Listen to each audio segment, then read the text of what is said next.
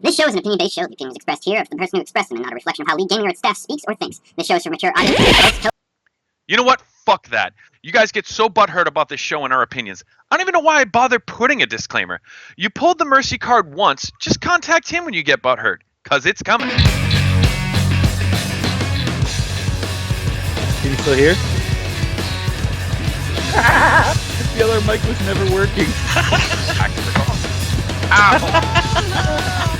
That's what happens when the one twin tries to eat the other.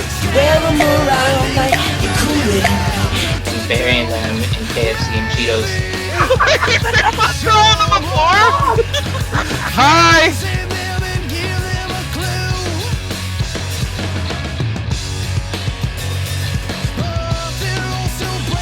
That's some entertainment, but nobody wants to see your ball.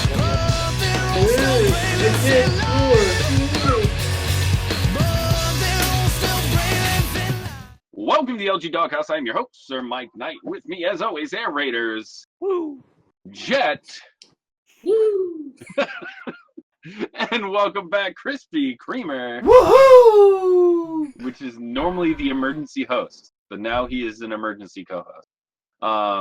Pete Cruz, who we were going to have on the show, was having technical difficulties. We will bring his recorded rant later. That's because he has that new Potato Phone 4. The Potato Phone 4. All right. He borrowed Jet's internet too. Let's jump right into it because we don't want this show to be as long as last week's, which was an hour freaking long. Holy crap. Call us the insider. Hour of amazingness. Yeah, call us the freaking insider. Exactly. We already have one of their co-hosts. I mean, what? I love how he denies it like he chain smoking cigarettes. He's like, I forgot. I kind of blocked out that part of my life. I blocked out that part of my life. Anything with Wizza involved, I tend to not remember on purpose. I never understood that until now. Having to deal with Jerome's KFC and Cheetos. Yeah. Jesus Christ. Jesus Christ. No. All right, let's jump right into it. No, but okay, go ahead. Wizza's thumb face because he doesn't have any. Worth it. Anyway, let's jump right into it. The summer season management and its problems. Jet. You know, summer season's always a problem. And the problem with summer season is, in fact, that it is summer. People go on vacation. People are always out doing stuff. People want to do anything but play virtual hockey. So you lose a guy for a week. You lose a guy for 2-3 days. The problem with that is the owners that they pick in summer are always new owners. That's when they try to get these guys that they say, you know what, let's give this guy a shot finally. The summer season doesn't really matter. And then before they realize that that guy's in over his head, his team's threatening to fold, his team's quitting, and next thing you know, we're 3 weeks in and we have 5 new owners. It's ridiculous. There's a thread up for mid-season owner applications. Summer season, it may seem like it doesn't count, but as far as owners go, they need to get owners that know what they're doing and are prepared for what summer season has. Aries, you have a different take on this. Yeah, I solely just base it on who the Bogs picked, and I don't think, Jet kind of touched on it a little bit there, but the CHL is supposed to be a development league, and I understand that you're going to have new owners. I still wish that there was more support for them, or more of a guidance. I mean, if you have all these Bogs, maybe being able to just help them out and teach them some stuff. Jet's girlfriend wanted to put away dishes during my speech here. Twin Jets is doing dishes here. But just basically, I've said it before, you have all these new owners and new management.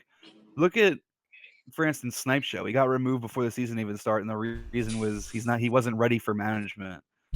We're a development league. We should help that. Give him some support or something to be able to be better at it and not have a situation where you need a thread that for mid-season ownership. I just think it's weird that they removed somebody who had already taken a season of ownership. Yeah, he was good enough to fill in last season, but this season he wasn't ready for it. And wasn't ready for it. Go ahead, Crispy. How many people have already been moved? How many owners are already gone? Well, we had Roland J got suspended, quit or left the league, and then half teams got banned. We're down 4 teams already have new ownership. Yeah, when the Everett season got started. banned. Snipe Show got banned. Pete Cruz quit. And Roland J's been suspended, so you're already seeing all kinds of troubles. Roland J doesn't really have an excuse. He's a CHL owner lifer, but Well, not lifer. I know you guys have a problem with seeing past 3 seasons. But no, he was an AGM to Twine on Twine's team when Twine was a GM. rip Where is Twine? Is he in NHL yet? the PSN. PSN. Oh, Yeah. He couldn't cut it in the real league. He had to. Letting up 3 goals a game on PSN right now. so your Doghouse fame doesn't take you to the top. I'm flabbergasted. Ask Campos how that worked for him. Poor Campos, right back where he started in the CHL. And there it is, the wonderful jet mic problems that we know and love. Oh, You got a mic They really hanging have from his problems? headset there? Like, why did you cut off? I don't know. I thought it was fun. The train went by. yep. Anyway, I also don't believe that it's just due to summer season. I think that does play some part of it. So I'm going to kind of go little bit of column Jet, little bit of column Raiders here. I think it does have something to do with it, but I also think it has a lot to do with who the Bogs picked for management. Although normally, in their defense, normally during summer season, that's when you see some of the newer management coming in and giving them a shot on a shortened season. So It was Yeah, but Slim again, you Pickens should this year, support too. it. You can't. I understand wanting new management and you get new management up, but like trial by fire is not a good Mhm. thing. You know, especially if you're going to have to replace these guys halfway through. Well, speaking of Bogs, our next topic, do Bogs treat everyone fairly or equally? Jet. I think it's a tough question. The Bogs, if you go to a Bog, they will tell you 100% that everyone is the same person, that they don't look at people, they look at situations. But when you look at some of the rulings that are made, especially when you bring in other leagues like the NHL and the AHL, you can see that situations are handled differently. The exact same situation can be a 2-season ban for one person and a 1-week chat for another person. The Bogs have their favorites. They have guys that they let get away with a little bit more. And I think they have their targets. Guys that are prior offenders, guys that have had problems in the past, they have really short leashes. Mm-hmm. It's probably a little bit of a stretch. You know who the Bogs like, and you know who the Bogs don't like. If the Bogs don't like you, they're going to find a way to let you know that. You're going to be on a short leash. You're going to be on a tightrope to walk. But, other than that, they do the best they can. Okay. Is Raiders giving me finger guns? Is that what I saw? I'm just pointing out that I'm probably one of those people. Oh, yeah. That's right. You were bidding banned, huh? That's because people don't like you. Yeah, that's a interesting situation. I know firsthand they don't treat everybody fairly. Just from that. I'll go ahead and take my turn, Mike. You didn't call my name, but you seem busy. No, I was about to, but then he did this finger guns thing, and you just started talking. So I was like, yeah, go ahead. Listen here, please. So yeah, the bidding ban thing that really pissed me off, especially when I woke up the next morning and realized that I was bidding ban. I spent the whole morning screenshotting everyone and anyone that did the exact same thing I did, just because that's what I do. There's the thing we talked about with the racism thing last episode, where this guy says this word in the chat box, catches 2-season bans. Number 5 in the world in verses right now, Young Gren, said it a couple of seasons ago apparently and caught a chat mute for it. Jason caught a chat mute for saying it on stream, but we have AHL managers getting banned for it. I know the typical Bog answer, and we've seen it, I think, in a forum post from McDonald, is that not every situation is the same and whatnot, but it should be, especially when it's something like that. Like, here's a word that we know you cannot use. I can't talk over the type. Now I'm just going to keep typing. Now I'm just not even going to stop, dude. Loud. Everything that's being said. Yeah, dude, I'm dictating. It's a recording, Mike. You can always go back later and. But no, it's just like you have that word that there should just be a precedent for that word. You use that word, this is what happens.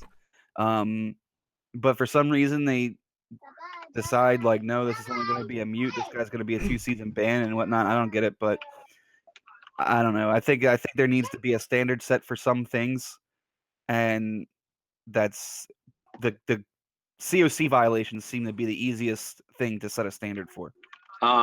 Crispy. Oh, it's my turn. So I'm going to take a different approach here. Even though I want to jump on the bandwagon and bash these bogs, and I do believe that there is probably some bias and things like that, I also have to understand that there's probably a lot behind the scenes we don't know. And there are things that happen with certain players that probably deserve more. But where I want to go is I really appreciate it. I think they did it one season for one forum with one incident where they did that kind of explanation where this is why we did this and this is why.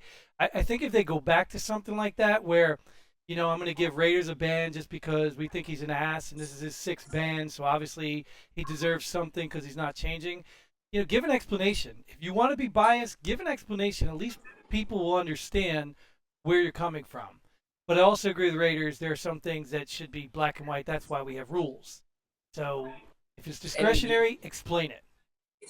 And that should be a bog thing, because Brody does that with all the big.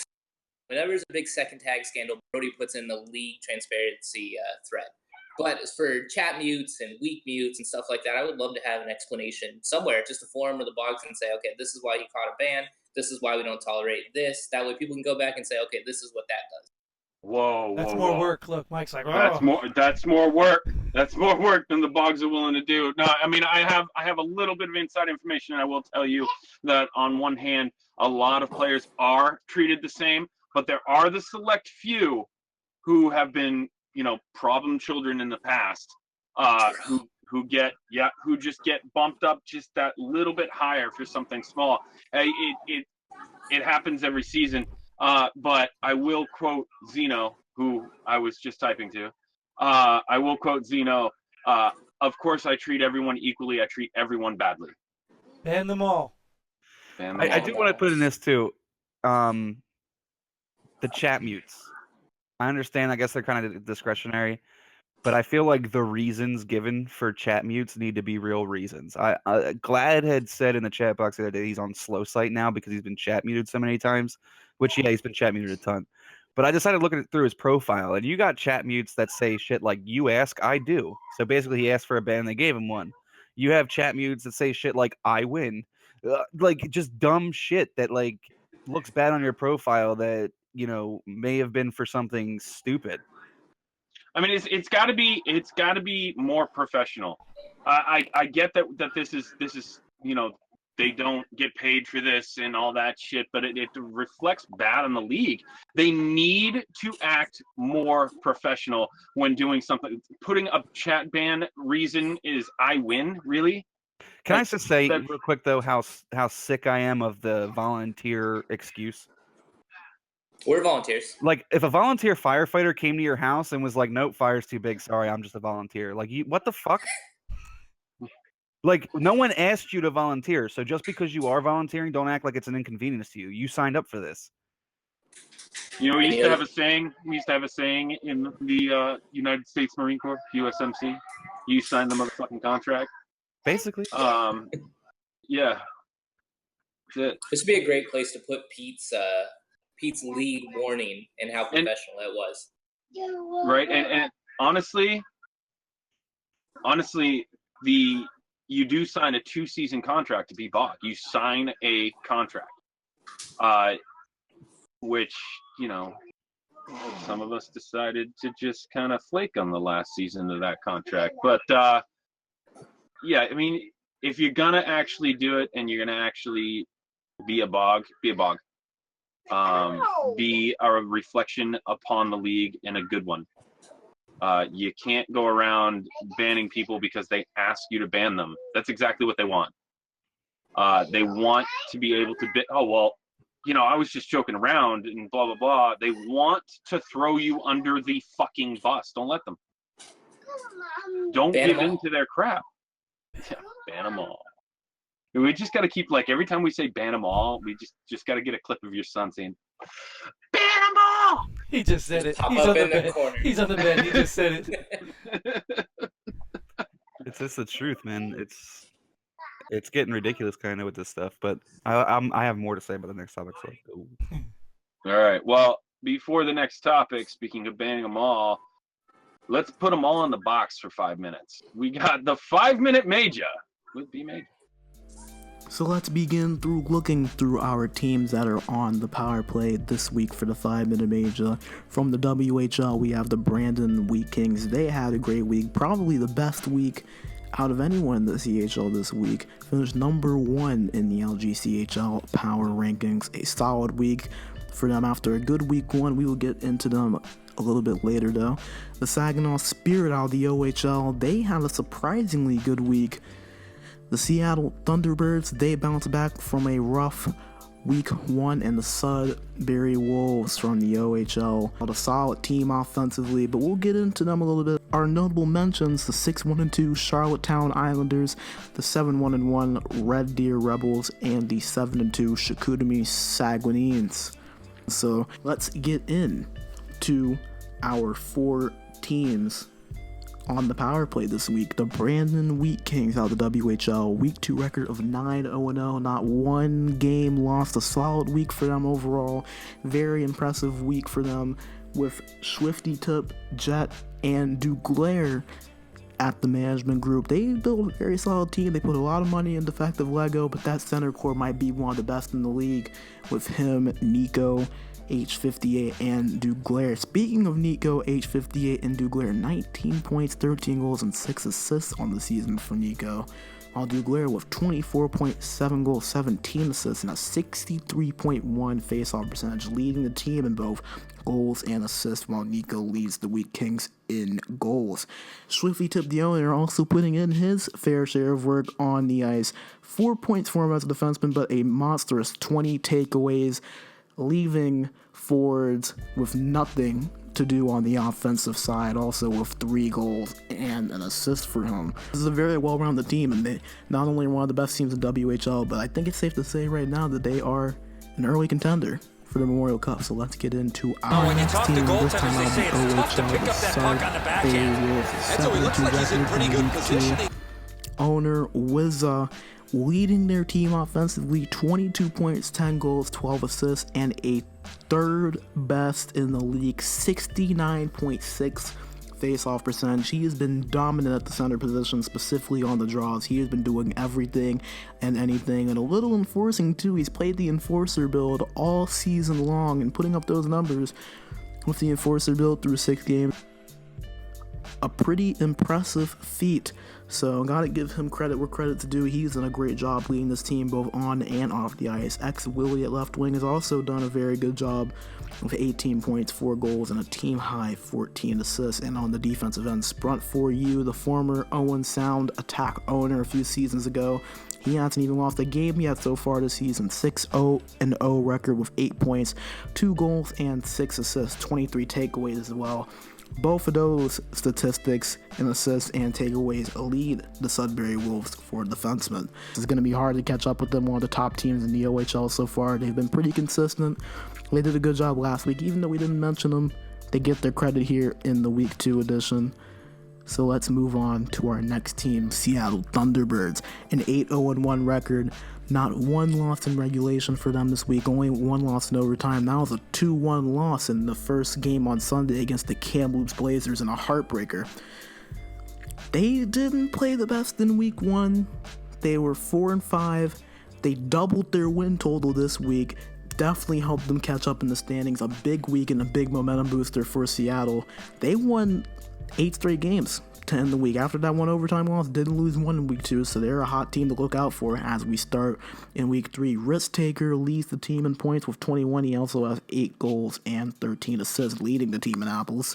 Butchek's 28 leads the team in goals. He has 20 points as well, 1 behind Risk Taker with 10 goals, 10 assists, and a plus 16 plus minus, best on the team out of all the wingers. Serby, 96, one of the better goalies in the WHL right now. An 8-1-1 record, a 87.5 save percentage, and a 1.53 goals against average. One of the best goals against averages out of any goalie in the league so far.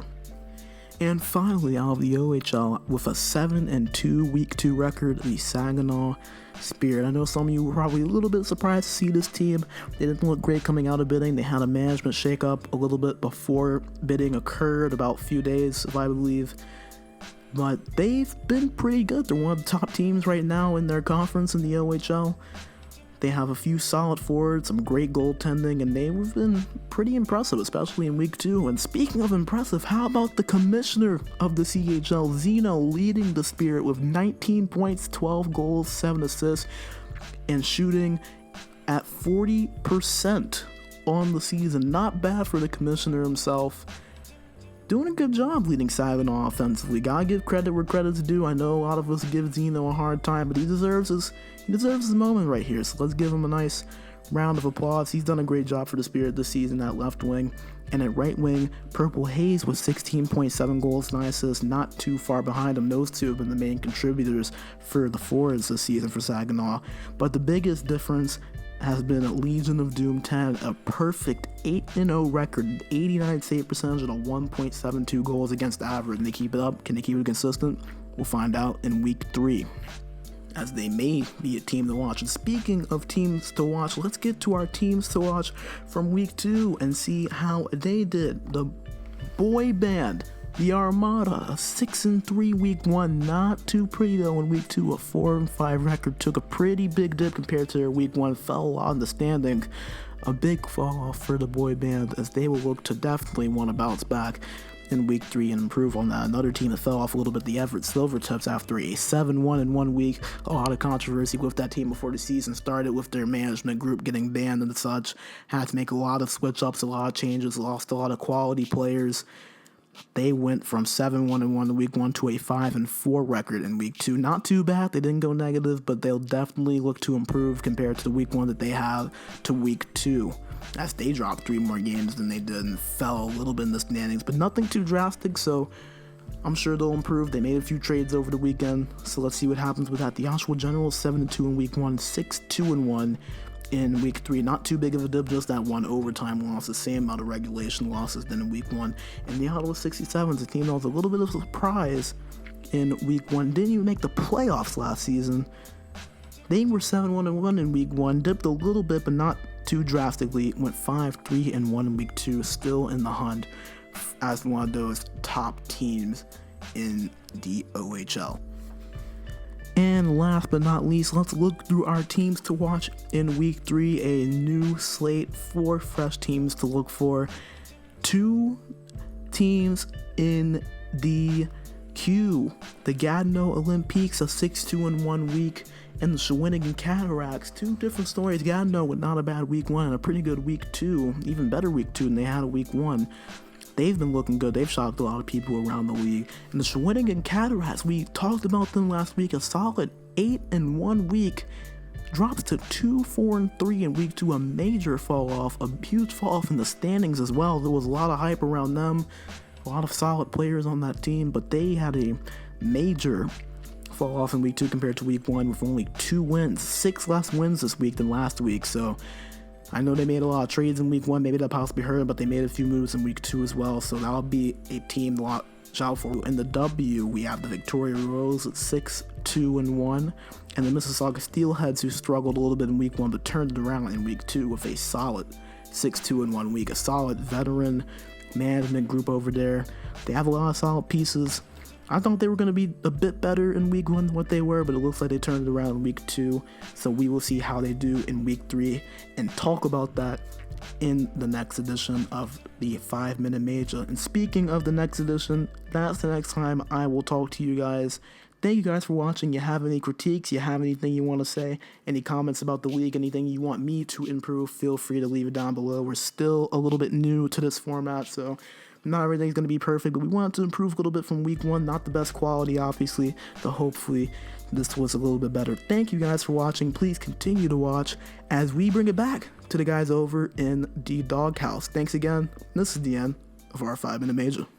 Thank you, B Major, for that wonderful 5-minute Major. There is no segue to this, so I'm just going to go right into it. Player tamping. What is it? Camping? The player tampening. player tamponing. What is it? Player tampering. What is it? Jeff.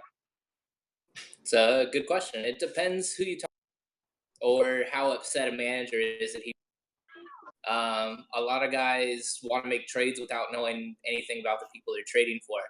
As far as player tampering goes, it's interpretation. I don't think there is player tampering. I don't think there should be a player tampering.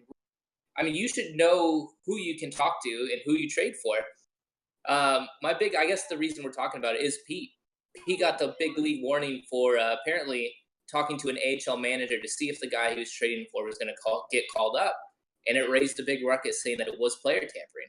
That's ridiculous. If I'm trading for a guy that is a draft pick that's easily going to go up to the AHL or NHL, I want to talk to his owner and see, because every CHL owner, doesn't matter who you are, is going to tell you that that guy is going to be in the CHL all season. They'll tell you that they talked to their owner, they're best friends, and he promised that he was going to keep them in the C. You can't trust anyone. You can't take anyone's word but the guy himself. Unless you're deliberately going to someone and say, hey, don't play for these guys. Hey, sandbag games for these guys. Tell them you want to trade to my team. Unless you're saying that, I don't think player tampering should be a rule at all. No, I agree with Jed. I think you should be able to find out availability or if the guy's active. The problem becomes, I thought that Pete contacted an AHL manager asking if the guy was active, which is where it got into a gray area. Because if that's the case, like, okay, maybe it's a gray area. I personally, season 28, if someone was trading me an amateur, I was contacting their AHL management to see if they were going to get called up. Hey, what's the deal with this guy? Do you plan on calling this guy up? And that was it. That was the only question. I didn't say that I was like trading for them or anything like that. Just, hey, do you plan on calling this guy up? I think that's okay because, like Jet said, there is a rule against it. If you can prove that they knew he was going to get called up, you can get the trade reversed or whatever. But again, how can you prove that? The other thing is with the activity thing. In order to get that reversed, you have to wait the full week, schedule the guy for 3 games, give him 3 strikes, and then have him banned to try and get compensation or the trade reverse. And by that time, the other team doesn't give a fuck because they already got rid of the player and they're not getting him back. So, the team that's getting that player is the one who actually gets screwed in that. So I just think that you should be able to protect yourself. Like Jet said, as long as you're not telling someone to play poorly or demand trades or refuse to play for someone, you should be okay. We're all friends. It's a website. It's a social website. You're going to talk to people.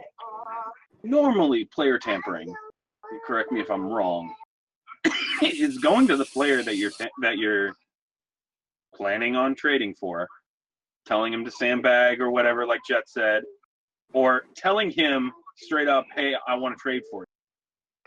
Or, hey, you're on the block, let me trade for you.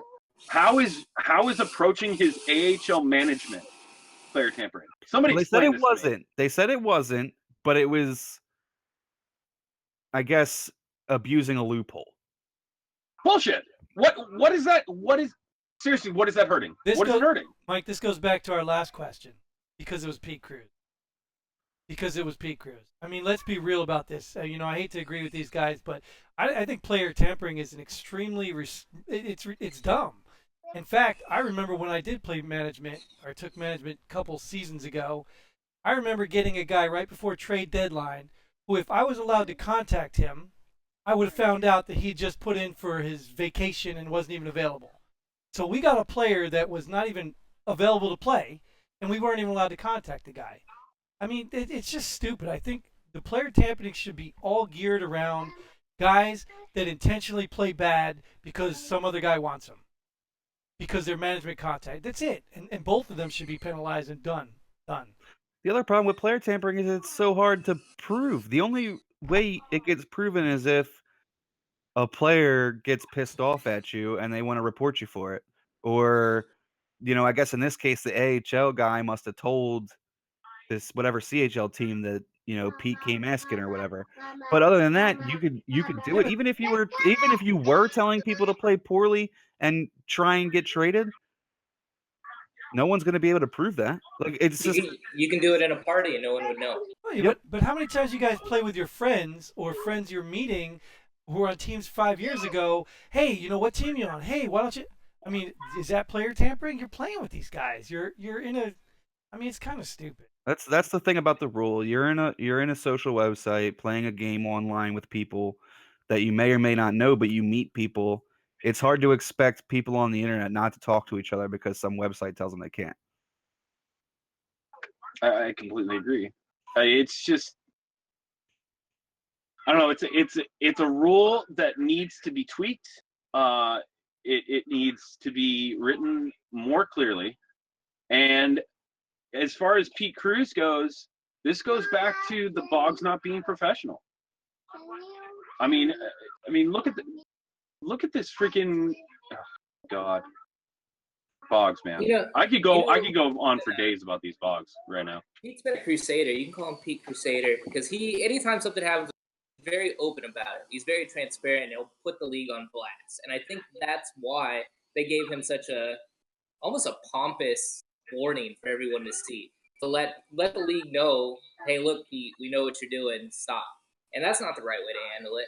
Just because a guy likes to expose things that are wrong, you don't go out there and put him on blast for the league to see just to make you guys, because they just look like asses now. Yeah, there was no reason for that warning. You're close to player tampering, not in this case, but I'd be careful. Was the official? It's literally said Pete Cruz has been issued. You are close to player tampering, not in this case, but I'd be careful. They should have just added a dick on at the end and then been like a big dick emoji. Eat a dick, Pete Cruz. I'm almost an official professional Bog, but not really. Like it's just, and I said that too. I mean, I can't speak for Pete. I hear we're gonna have a video from Pete since he couldn't be on. And he'll speak his piece, but that to me probably led to him. Well, further fed him quitting. Because now you put it on blast for the whole league to see. It was copy and pasted all over the chat box. Anytime he came in there, it was posted there. Like, just for people to talk trash about, not really, and it's ridiculous. Like, it should have just been a PM. Maybe you put an official league warning in that just says league warning, but not like you might as well. Now we're going to type up every single thing that you do in the league warning. You've been issued a forgot to schedule lines, you idiot. Like, yeah. I mean, where's the stop? It should stop here, hopefully. Let's get it out there right now. Doghouse makes things happen. Zeno has actually been forced to watch every Doghouse episode this season. So Zeno, knock that shit off. How are you validating that? Are you quizzing him about the show afterward? I'm going to. McDonald and Triss actually go and talk to him about it, even though Triss watches every episode. He should have to post in the comments for every show. I sat and watched this episode of Did we ever get any information on why the draft pick thing happened? Nope. They still don't think they did anything wrong. I talked to McDonald today. No. He said no, should have been impossible. Well, wasn't. So anyway, let's get a little off-site topic before we just go off on the bollocks. We have gotten our first early peek at some things as far as NHL 19 is concerned. Rip. Jet. Well, I mean, every season we already know it's going to be a rip before we even see anything. I mean, let's be honest here. Before Jet goes, the thing with EA is like they're so smart with PR. They release a little bit and it just gives you enough hope. But since it's EA, you're just waiting on more news to see how they ruin it. Yep. From this point forward. Jet. Anytime EA releases a trailer and the focus is not on the gameplay updates and how much better the game's going to be, it always makes you a little worried.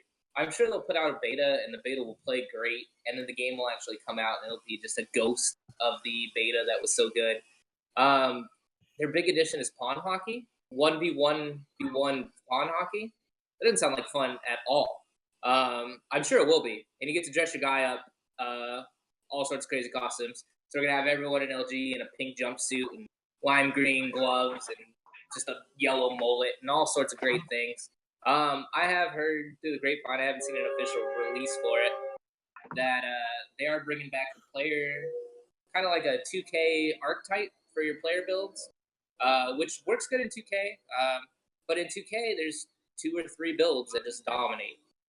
So when it comes down to it, there's going to be a YouTuber. There's going to be someone that's going to come out and say, all right, guys, if you want the best Ford build, here it is. And then next thing you know, we have 1,500 people on LG rocking the exact same build.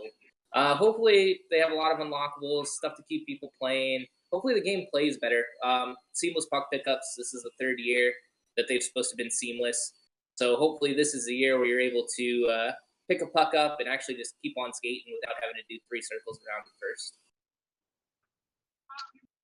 Here it is. I urge people, if you want actual information on this game, don't go and watch just the trailer and think that that's it. Game Informer has an article on their website that gives you a lot more detail, as well as Polygon. Basically, with the player types now, it's going to be like Jet said. You're going to pick one of the player types like we already have, hitting sniper, jumbo playmaker, whatever. And then you're also going to get to pick 2 traits and a signature, which sounds intriguing. The signature is supposed to be something like intangible, like your team gets an energy boost if you score a late goal or something like that, which could really come in handy in LG. Instead of taking a timeout late, you score a late goal to get down and to close the deficit to like 1, and then your team's boosted from you scoring. That's pretty cool. As far as the traits go, I will say that that's the part that scares me the most, because I assume it's going to be like the badges in 2K where it makes you a little bit better at something than other players who don't have them. But I'm hoping that those traits are player type specific, because I think like if you take like hitting sniper and you're able to give them like, say, like elite passing, now you've become like like way better. But it's going to be cool because now people are going to have some variety to how they play. Like, yeah, you're a hitting sniper, but maybe because of your traits, you're a little bit different. So that's going to be cool. The 1v1 sounds like a fun little mess around mode, but other than that, they didn't come out with a whole lot of ESHL stuff, so it's still kind of scary at this point until they actually define how the player builds are going to work. They never do. It's always a HUT trailer. It's always a HUT game. They're never going to tool ESHL too much to make it that much different. Because at the end of the day, it doesn't make them any money. As good as our show is, we're not making them any money. It's the packs that people buy. I mean, it depends on how well. Crispy, I'll get to you, Dick. All right, it depends on how well esports takes off as far as NHL goes, which I don't know. We'll see. Because I mean, EASHL has the potential to make some money. The community's too small, but we'll see. Crispy. Well, I was going to kind of talk on that because I don't even watch the trailers or reviews anymore. I mean, anybody who's played this game long enough, you guys, you get all excited about these things and then you're just disappointed. But the thing that I've said it for 3 seasons now or 3 games now. People think I'm crazy, but EA is good at one thing: marketing. They're not good at making games. They're good at marketing. So what they do, and it's probably a conspiracy, but I think they throw back bugs in the game toward the end of the year so that the next game does look exciting. You're playing this crappy game, and the last thing you remember is, I can't pick up the damn puck anymore. Oh, the puck pickup on 19 is so much better because they just tweaked it and made it crappy right before they released the other one. So I believe this. People call me crazy. I agree, because I believe it.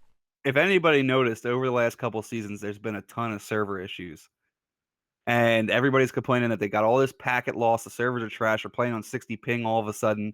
The first season, 28, there was like no issues. No one was complaining. Everything was smooth. So it's funny that like the number one most requested thing from EA is better servers, and now their NHL 18 servers went to shit. So it's like no matter what they do for 19, they're probably going to be better. Great marketing. Great marketing. The thing I look forward. We bash stupid things. Go ahead, Mike. I was gonna let you continue, man. We bash stupid things. We bashed stupid things in the trailer, like pond hockey. Last year we bashed through the legs and the Datsyuk flip. Like, who's gonna use that bullshit? And here we are now, especially in the last season. I can't make a pass without going through my legs. So anytime they add something stupid, hopefully they add more tricks, more nonsense, just to keep it fun. Yeah, Because but it's so serious. We take the game so serious. We need some things to keep it light. Chad, it's got to be realistic too. I mean, just because you throw a pass through your legs doesn't mean you should be able to do it from anywhere on the ice. It's ridiculous. I didn't say it was good at it. Well, I'm just saying. Well, just not good at anything, but Am I the only one that looks forward to the beta the most? And then that's it. Like that's the best part of a new game release from EA is the trailer, because I mean not the beta, because the beta is just going to be this freaking awesome game, and you just hope, while at the same time know that they don't fuck with it. Can we get a league in with the beta? Can we do a season beta? Yeah, let's do a season of beta, a 7-day season. Of just the beta. Yeah, no, it's the truth though, because the beta is actually the game you wanted, and whatever team wins the beta gets the Men Cup automatic berth. And then the beta at the end, once the beta ends that last day, was it like 2-3 weeks before the game comes out? That they're just working a way to make it worse. Yep. We gave him too much good. Let's dial it back. All right. It's time for the Doghouse.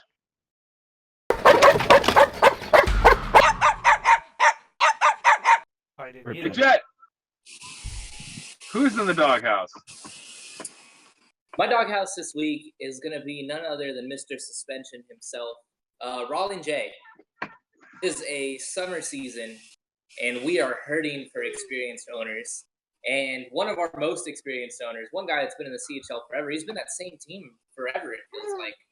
And now he's off getting suspended. He's off doing whatever it takes to not help his team. The league is hurting. The CHL is hurting, and we need, as weird as it is to say, we need guys like Rollin that actually know what they're doing and that have advice for some of these younger owners. And here he is just fucking off into nonsense, not helping anything, getting suspension, complaining to the league, losing to the same team he always does, and then raging out he's losing to that same team. You need to get it together. The CHL and all these little newbie owners that have been trying so hard to keep their teams afloat could use some of your nonsense advice on, no matter how bad you are, don't quit. There it is. Who's in the Doghouse? Good old Jason.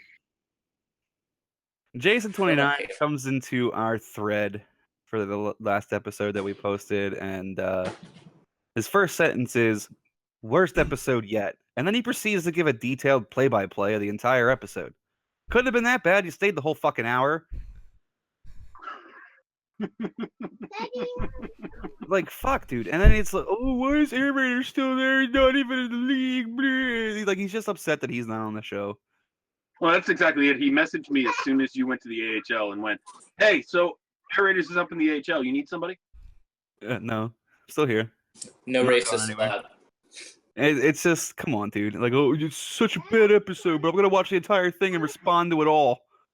Give me a fucking break. Move on. You're never going to be on the show. Crispy. Well, I think mine's pretty obvious. It's going to be Mr. Pete Cruz himself.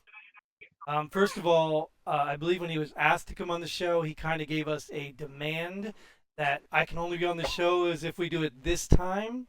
I think I sat around for 45 minutes waiting for him to try to connect, which means now people have to see my ugly face because I'm still here. And I'm going to be up pretty late recording this because of Mr. Pete Cruz. So thanks, buddy. Your video better be amazing.